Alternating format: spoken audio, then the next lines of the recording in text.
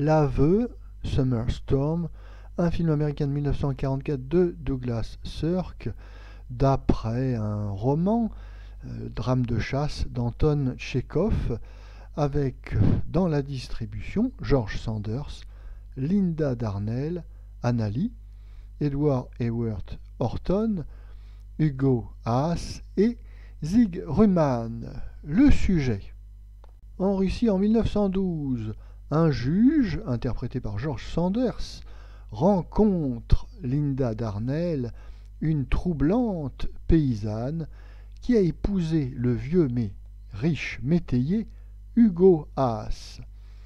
Le juge, George Sanders, délaisse sa fiancée, Anna Lee, mais la troublante Linda Darnell lui préfère bientôt un aristocrate noceur, Edward Ewert Horton. Notre avis. Si les films tirés du patrimoine littéraire russe sont très nombreux dans le cinéma français, au point même de constituer un sous-genre à part entière, on se souvient de tous les films avec Harry Bohr par exemple et Pierre Richard Wilm, plus russe que nature, eh bien cette mode pour le folklore russe au cinéma n'existe pas à Hollywood et rares sont les films tirés d'œuvres russes. Il faut dire que le réalisateur d'origine allemande Douglas Sirk avait déjà le projet, lorsqu'il travaillait à Berlin, d'adapter l'œuvre de Tchekhov, Drame de chasse, pour le cinéma, et ça sera chose faite lorsqu'il émigrera aux États-Unis, puisque Summer Storm est son deuxième film américain. Douglas Sirk sera après-guerre l'un des rois du mélo hollywoodien à grand spectacle et en technicolor.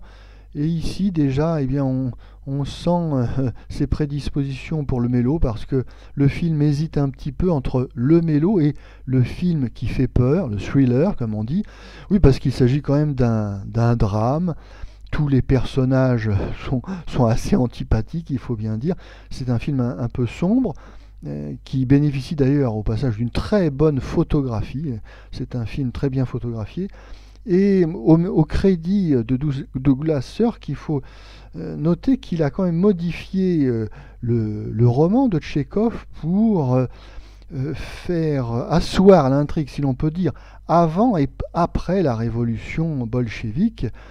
C'est une bonne idée, ça donne une épaisseur supplémentaire au film, puisque la décadence des personnages correspond également à la décadence de la société. Autre qualité du film, ses deux acteurs principaux, d'une part George Sanders, très bon dans le rôle du juge corrompu. Il faut dire que George Sanders est toujours excellent dans les rôles ambigus et troubles. Douglas Sirk, le réalisateur, le remarque d'ailleurs, puisqu'il aura recours de nouveau à George Sanders dans deux de ses autres films, en 1946, A Scandal in Paris, et en 1947, Le Red. On appréciera également sa partenaire Linda Darnell, une brune piquante, femme fatale par excellence, typique du cinéma hollywoodien. Elle interprète ici l'un de ses meilleurs rôles. Mais malheureusement, ce film a un gros défaut, c'est son petit budget. Oui, ça se voit vraiment trop à l'écran. Tout est tourné dans des décors qui font au maximum 10 à 15 mètres de long, c'est-à-dire que les acteurs ne peuvent pas bouger beaucoup et dès qu'il y a une scène d'action, eh bien, elle s'arrête aussitôt. Les décors sont un peu misérables et un petit peu bas de gamme. On étouffe dans les 10 mètres linéaires de décor. Oui, quand on n'a pas beaucoup d'argent, il vaut mieux tourner en extérieur.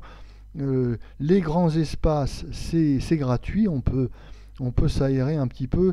Ici, tout semble factice et totalement artificiel.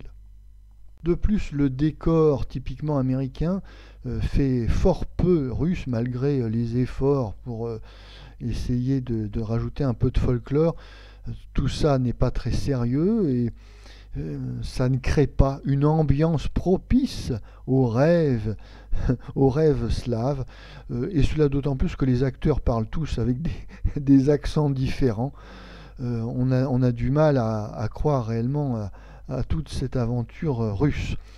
On finira d'ailleurs sur le constat étonnant que les Français s'en tirent mieux que les Américains dans ce domaine, puisque tous les films russes ou prétendument russes tournés en France sont en général d'une très bonne tenue formelle, bien qu'ils soient factices évidemment, et bien ils arrivent à créer une ambiance slave, et il y a une poésie et une empreinte russe pour le spectateur que malheureusement on ne retrouve pas dans ce film typiquement hollywoodien et qui sonne faux. Malgré cela, eh bien, Summer Storm connaîtra un honnête succès commercial et critique.